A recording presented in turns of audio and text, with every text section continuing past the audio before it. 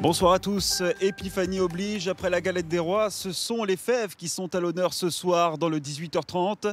Bienvenue à Clamecy, dans la Nièvre, une petite ville de 3800 habitants, berceau historique de la faïencerie Colas. Une boutique est toujours présente aujourd'hui à Clamecy, mais depuis 4 ans maintenant, la faïencerie a déménagé à Coulanges-sur-Yonne, c'est à 10 km d'ici, on y va.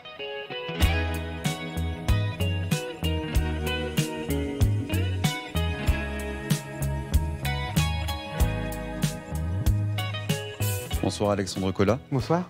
Ça fait maintenant 17 ans que vous avez pris la tête de la faïencerie familiale. Pourquoi avoir quitté Clamecy pour Coulanges-sur-Yonne ?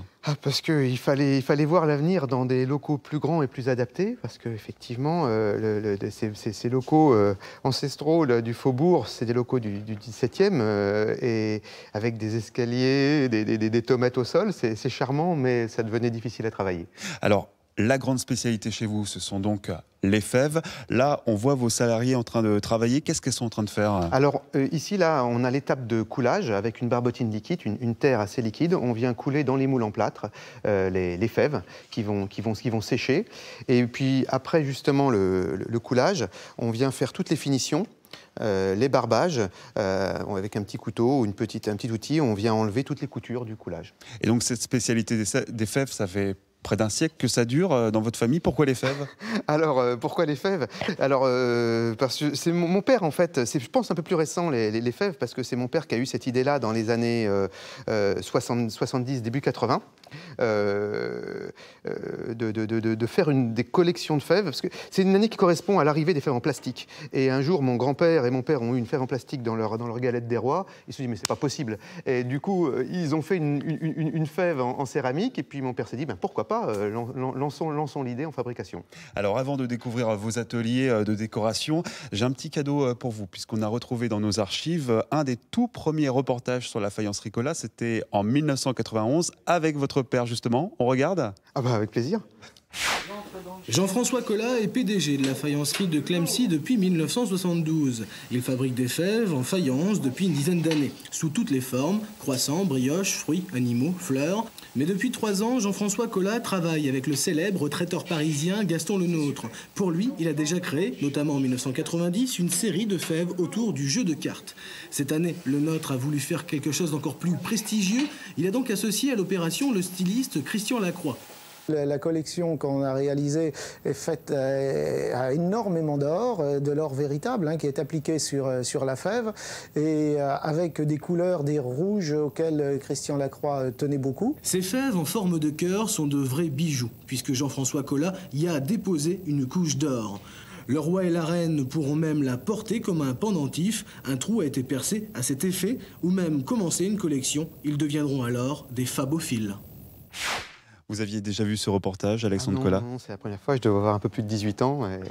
Ça fait plaisir de... Je comprends, écoutez, mon père qui m'a transmis la passion du métier. Et puis, je vois des fèves là qui, avec l'œil du fabricant, sont techniques et difficiles à faire. C'était déjà un beau challenge à l'époque et ça le serait encore maintenant. On a vu dans le reportage justement que vous travaillez avec la maison Lenôtre. Vous avez beaucoup de clients prestigieux encore aujourd'hui ? Oui, c'est vrai qu'on a des clients prestigieux. On travaille encore d'ailleurs avec la maison Lenôtre cette année pour laquelle on a fait cette collection. La grande épicerie de Paris, des grands restaurateurs, Thierry Marx. Et combien de fèves au total alors vous produisez dans l'année ? On produit plus d'1 400 000 fèves qui sortent de notre atelier tous les ans. 400 000 ? Voilà.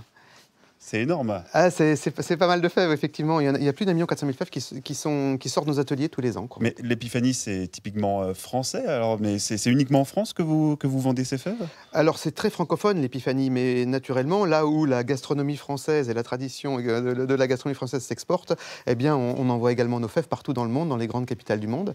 Mais essentiellement, nos cœurs de nos clients, c'est les artisans boulangers et pâtissiers français. Voilà. Alors là, on se trouve maintenant dans l'atelier de décoration, et là, ce qu'on qu'on voit, ce sont les différentes étapes de la création de la fève. Vous pouvez nous expliquer ? Là on parle du biscuit, c'est la terre séchée tout simplement, qui après un passage en cuisson va avoir sa résistance ici, mais elle est encore brute.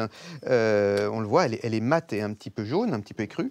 Après c'est l'étape de vitrification, l'émaillage, où on a appliqué l'émail, et après cuisson, après de 1100 degrés, on arrive à ces pièces blanches qui vont recevoir le décor, et après la dernière étape de cuisson de décor, autour de 800 degrés, on obtient la fève finie là, et des maillots pour la Coupe du Monde de football. Et entre le début et la fin, il se passe combien de temps alors ? Alors en temps cumulé, avec toutes ces cuissons, il y a plus d'une semaine de temps entre le début de la première et la fin de la dernière cuisson. Ça demande vraiment beaucoup de travail donc. Et d'ailleurs, on voit en ce moment vos salariés en train de décorer. Ce sont les décoratrices, chromistes qu'on dit aussi. Exactement, selon la spécificité. Là, c'est le travail du décor à l'or. Alors ça, c'est des fèves un peu d'exception, ça c'est le cas de le dire, vu que ce sont des fèves gagnantes pour l'hôtel Ritz, qui sont dans très petite série et entièrement rehaussées à l'or véritable, au pinceau.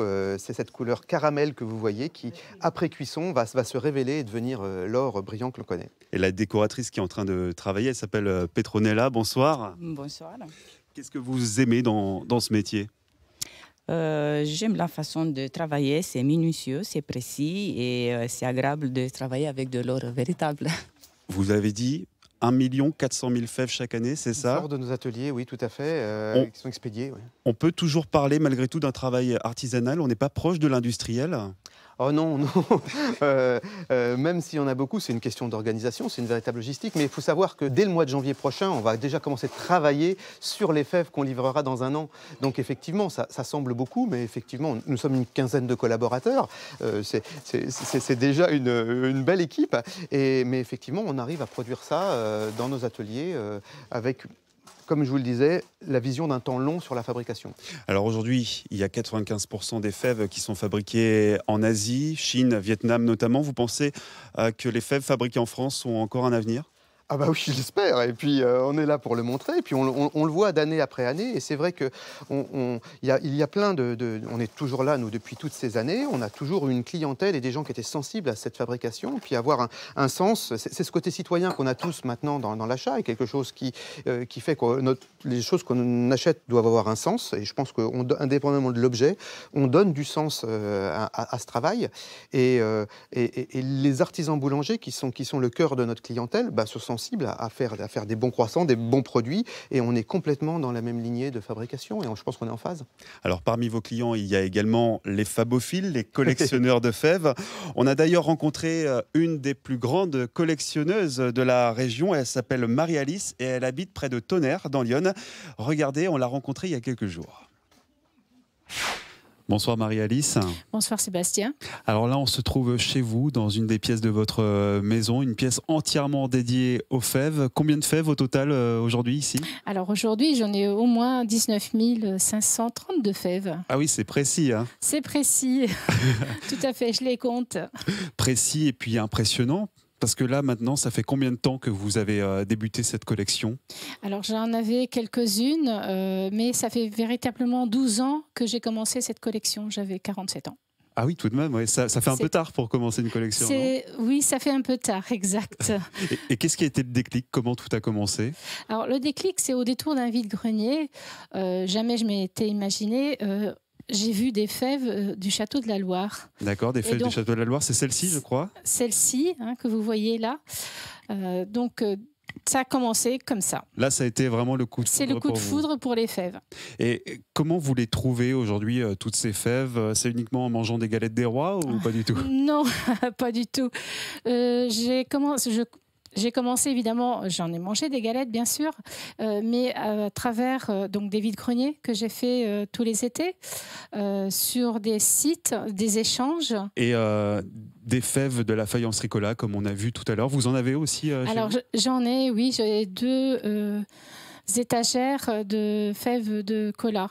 Qu'est-ce que vous appréciez dans ces fèves-là ? J'aime parce que ce sont des fèves qui sont faites artisanalement. Et surtout, celle que je préfère chez Colas, c'est les Annies de Fablini. Bien sûr. Et à chaque fois, ce sont des exemplaires uniques ou vous avez des doubles, des triples parfois ? Alors, j'ai des doubles et des triples parce que ça me permet de faire des échanges avec d'autres. Mais c'est une passion qui touche aussi les plus jeunes ou c'est vraiment une génération en particulier qui s'intéresse aux fèves? Alors, les jeunes, j'en ai connu des jeunes qui avaient 10, 12 ans, 13 ans. Par contre, ils arrêtent assez facilement. Ils ne gardent que les fèves qui leur conviennent, genre, je ne sais pas si Star Wars, Pokémon, voilà. Et ils restent vraiment ciblés sur tel ou tel dessin animé qu'ils aiment. Par contre, ça représente aussi un budget pour vous, toutes ces fèves? Oui, c'est exact. C'est pour ça que je me repère au niveau des fèves en restant à des petits prix. Vous vous limitez à combien chaque année à peu près en termes de budget? En termes de budget, j'essaie de rester sur les 150 € par an. Bon, ça semble ça reste raisonnable, tout à fait. Et votre mari, vos enfants, comment ils vivent cette passion? Alors, ma fille m'a beaucoup aidée, évidemment. Et elle fait des recherches aussi pour m'offrir des fèves. Mon mari, lui, s'occupe un peu des étagères qui sont faites un peu artisanalement aussi, fait main. Et j'ai l'impression qu'il va bientôt falloir pousser les murs, non? Alors, il faudrait pousser les murs, c'est exact. Je sais, j'ai pas encore la solution pour pousser le mur, mais c'est vrai que ça commence à être bien plein.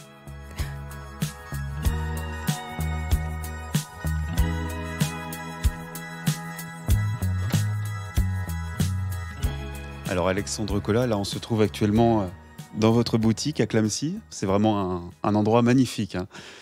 Vous en croisez souvent des fabophiles comme Marie-Élise que l'on vient de voir à l'instant? Alors directement non, mais on a de nombreux contacts à la manufacture et c'est toujours, on essaye toujours de les satisfaire et de les écouter. Mais une quantité de fèves, c'est plutôt rare déjà. C'est déjà des grands collectionneurs. Alors chaque année, l'association des fabophiles français publie un répertoire des fèves de l'année. Est-ce que ces fabophiles, ils ont une influence sur votre travail? Alors, on est toujours à l'écoute de tous les avis, que ce soit des artisans boulangers-pâtissiers ou des fabophiles, mais c'est vrai que c'est généralement a posteriori, on est à l'écoute pour évoluer et progresser les années d'après. Justement, on parlait des fèves de l'année. Là, actuellement, quelles seront les fèves du moment pour chez vous pour 2023? Ah, il ne vous a pas échappé que s'était déroulée la Coupe du Monde, et pour marquer l'événement, on a créé cette collection qui a la particularité d'avoir une petite fève gagnante à découvrir dans les galettes des boulangers-pâtissiers pour être l'heureux gagnant du ballon officiel de la Coupe du Monde. Et ce sont des fèves qu'on pourra retrouver chez des boulangers du coin? Ah oui, notamment à Clamecy, ouais. On va les retrouver également. Oui. Eh bien, merci beaucoup Alexandre Collat de nous avoir reçus dans vos ateliers et ici, dans votre boutique de Clamecy. Ouais. C'est la fin de ce 18h30. Merci de l'avoir suivi. Dans un instant, ce sera l'heure de votre journal régional. Excellente soirée sur France 3 et n'oubliez pas de tirer les rois dimanche, bien sûr.